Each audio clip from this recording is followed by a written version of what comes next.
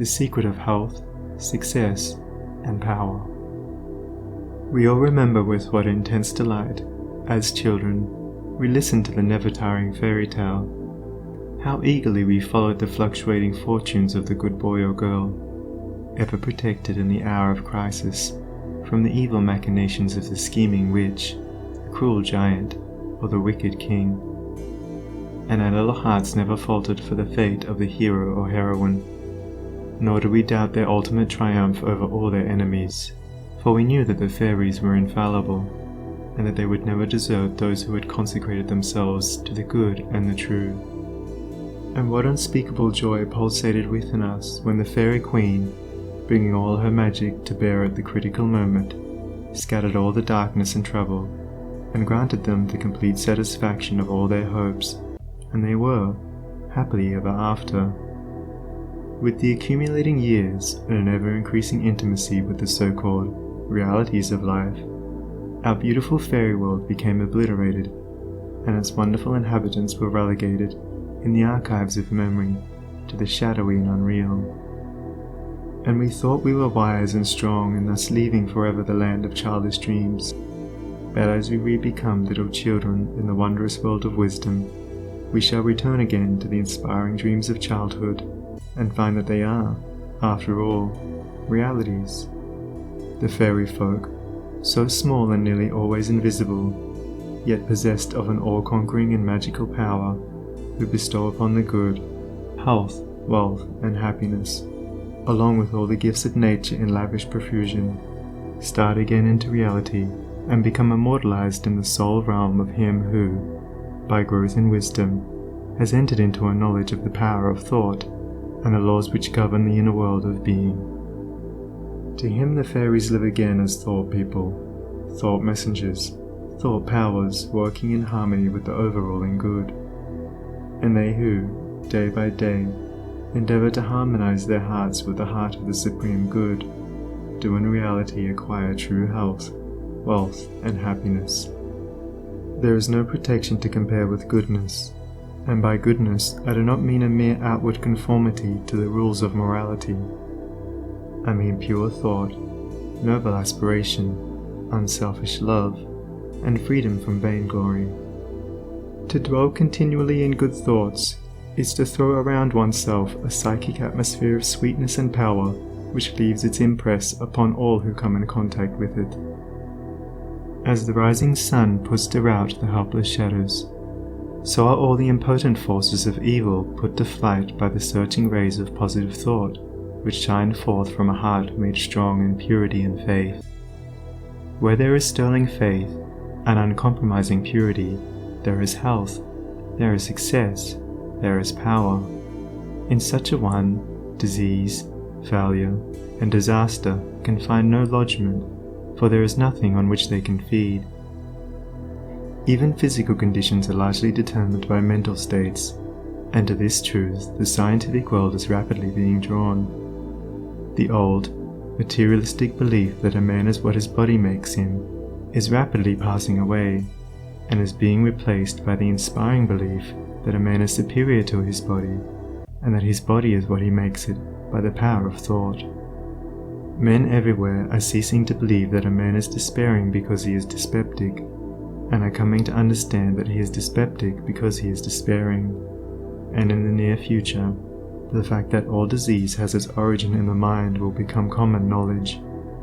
There is no evil in the universe but has its root and origin in the mind, and sin, sickness, sorrow, and affliction do not, in reality, belong to the universal order, are not inherent in the nature of things, but are the direct outcome of our ignorance of the right relations of things.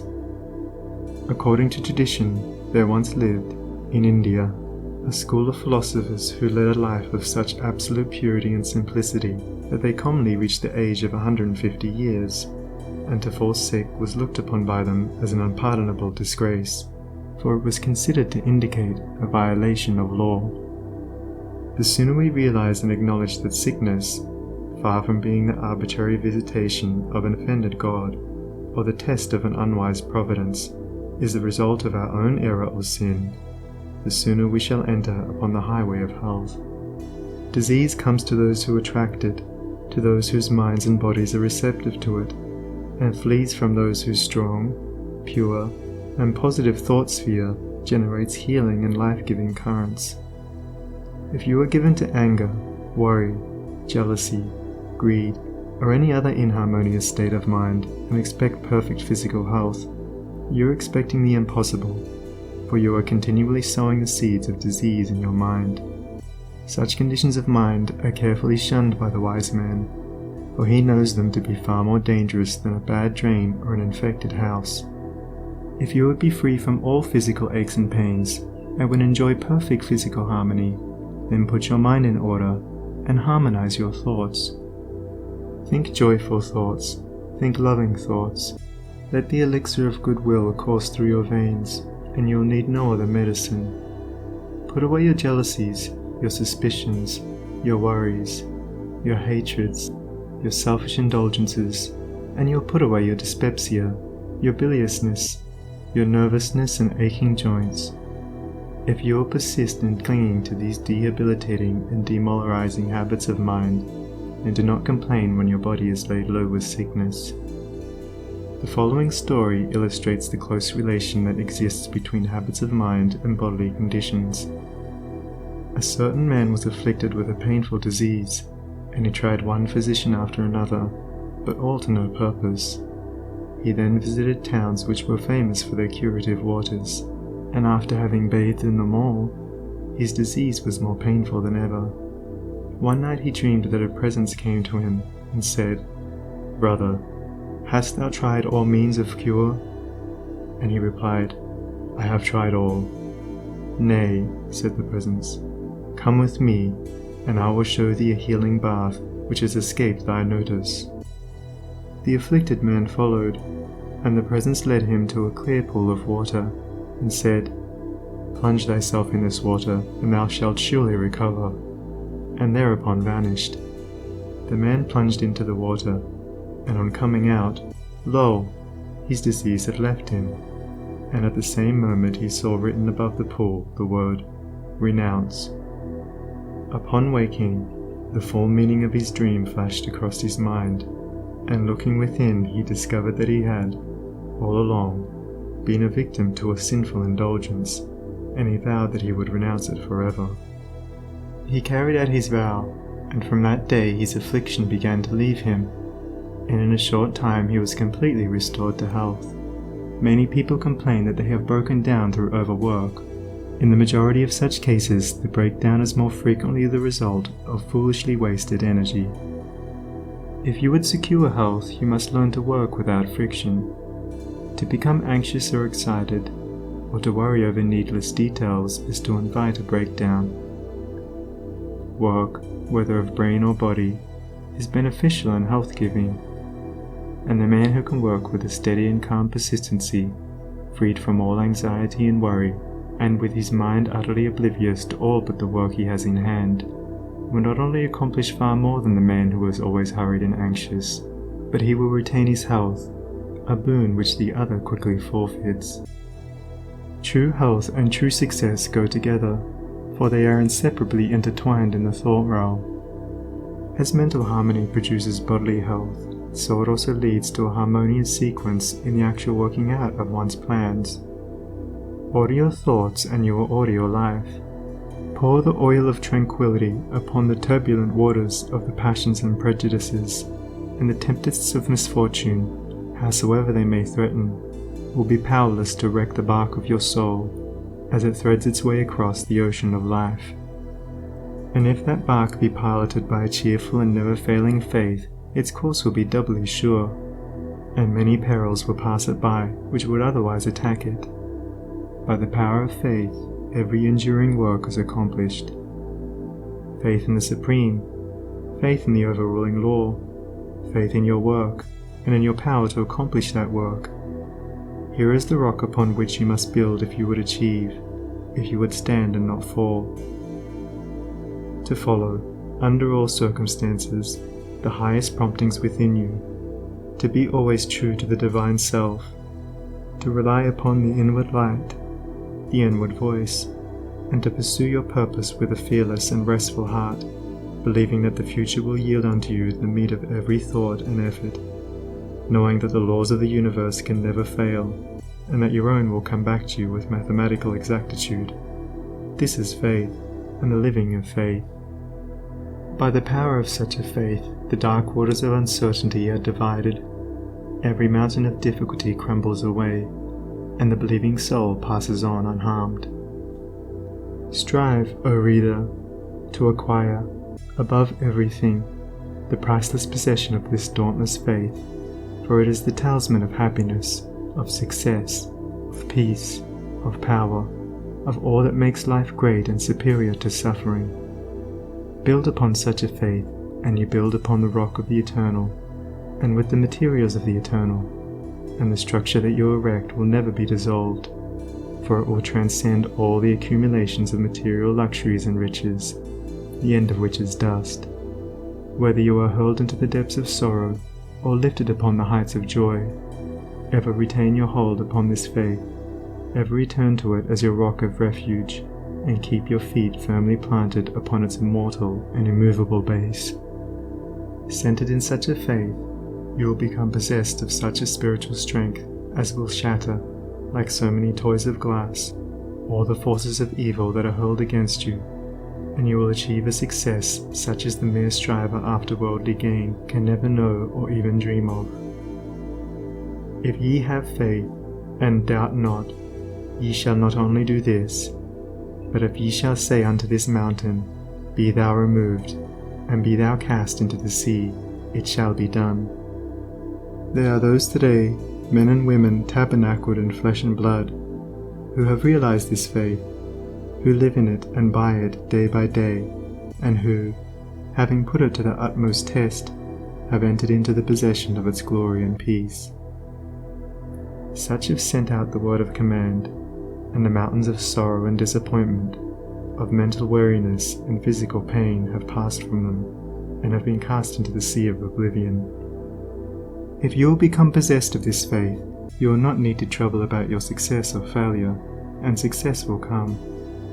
You will not need to become anxious about results, but will work joyfully and peacefully, knowing that right thoughts and right efforts will inevitably bring about right results. I know a lady who has entered into many blissful satisfactions, and recently a friend remarked to her, "Oh, how fortunate you are. You only have to wish for a thing, and it comes to you." And it did, indeed, appear so on the surface, but in reality all the blessedness that has entered into this woman's life is the direct outcome of the inward state of blessedness which she has, throughout life, been cultivating and training toward perfection. Mere wishing brings nothing but disappointment. It is living that tells. The foolish wish and grumble, the wise work and wait, and this woman had worked without and within, but especially within upon heart and soul, and with the invisible hands of the Spirit she had built up, with the precious stones of faith, hope, joy, devotion and love, a fair temple of light, whose glorifying radiance was ever round about her. It beamed in her eye, it shone through her countenance, it vibrated in her voice, and all who came into her presence felt its captivating spell. And as with her, so with you. Your success, your failure, your influence, your whole life you carry about you, for your dominant trends of thought are the determining factors in your destiny. Send forth loving, stainless, and happy thoughts, and blessings will fall into your hands, and your table will be spread with the cloth of peace. Send forth hateful, impure, and unhappy thoughts, and curses will rain down upon you, and fear and unrest will wait upon your pillow. You are the unconditional maker of your fate, be that fate what it may. Every moment you are sending forth from you the influences which make or mar your life. Let your heart grow large and loving and unselfish, and great and lasting will be your influence and success, even though you make little money. Confine it within the narrow limits of self-interest, and even though you become a millionaire, your influence and success at the final reckoning will be found to be utterly insignificant. Cultivate, then, this pure and unselfish spirit, and combined with purity and faith, singleness of purpose, and you are evolving from within the elements, not only of abounding health and enduring success, but of greatness and power.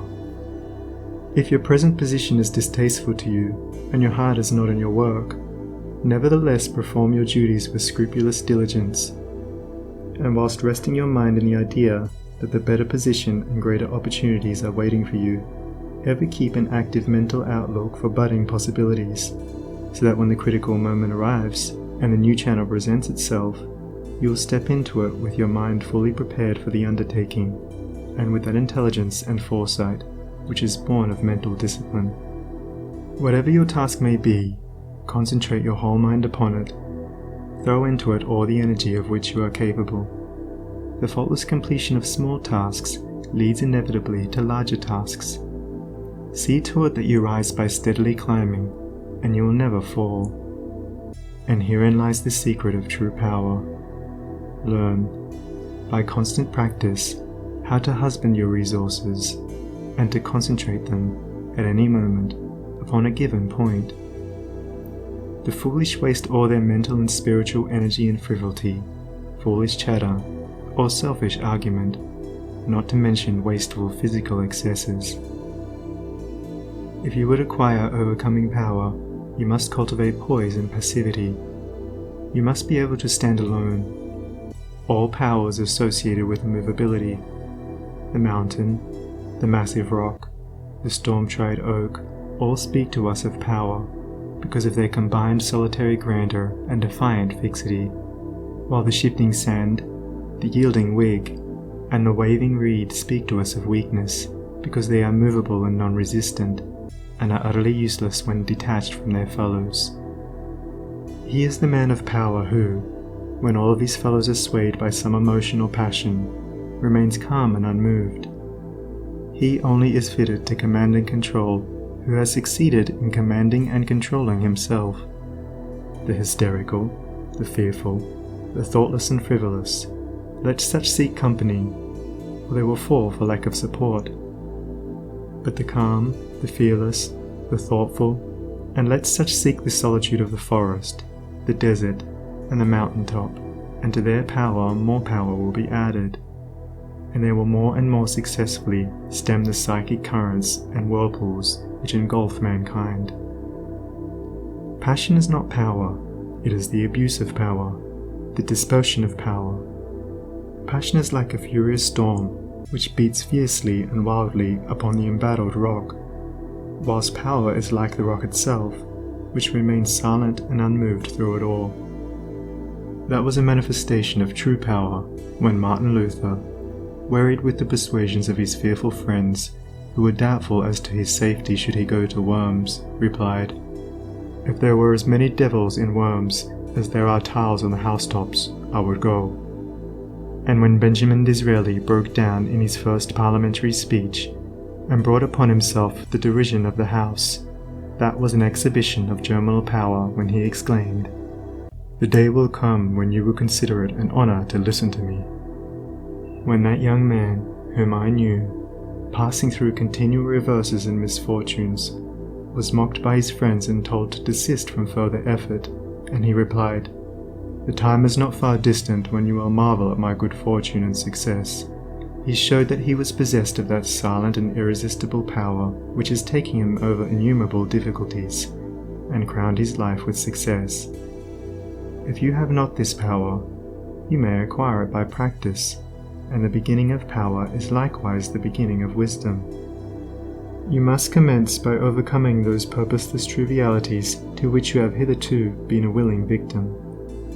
Boisterous and uncontrolled laughter, slander and idle talk, and joking merely to raise a laugh, all these must be put on one side as so much waste of valuable energy.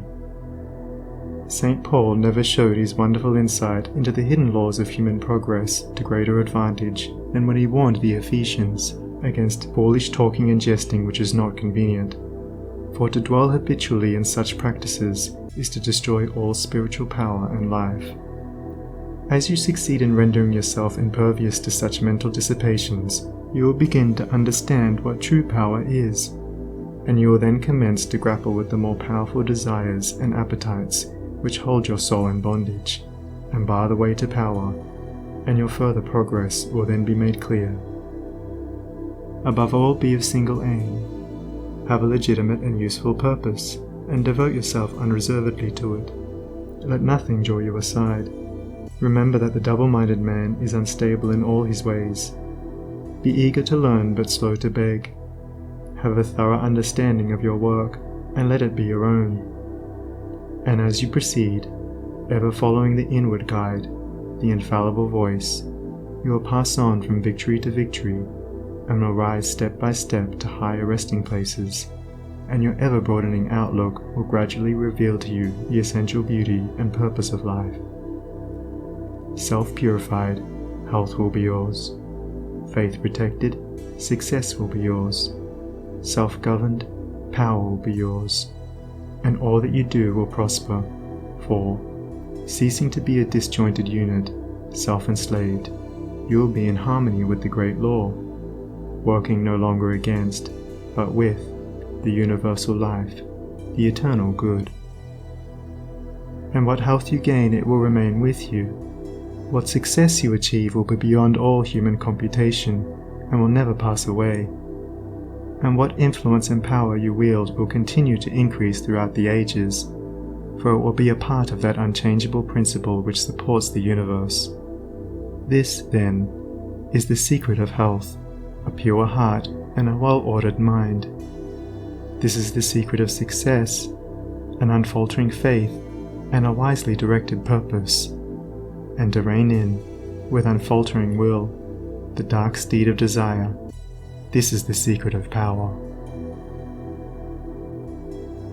All ways are waiting my feet to tread, the light and dark, the living and the dead, the broad and narrow way, the high and low, the good and bad, and with quick step or slow. I now may enter any way I will, and find, by walking, which is good, which ill.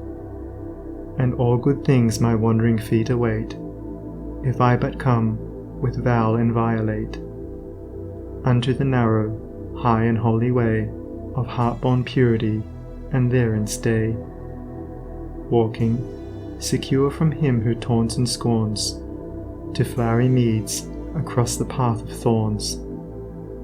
And I may stand where health, success, and power await my coming, if, each fleeting hour, I cling to love and patience, and abide with stainlessness, and never step aside from high integrity. So shall I see at last the land of immortality. And I may seek and find, I may achieve, I may not claim, but, losing, may retrieve. The law bends not for me, but I must bend unto the law.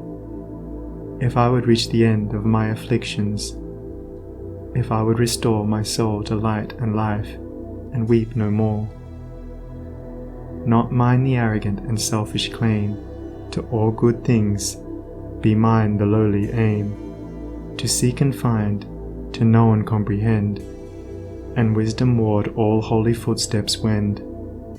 Nothing is mine to claim or to command, but all is mine to know and understand.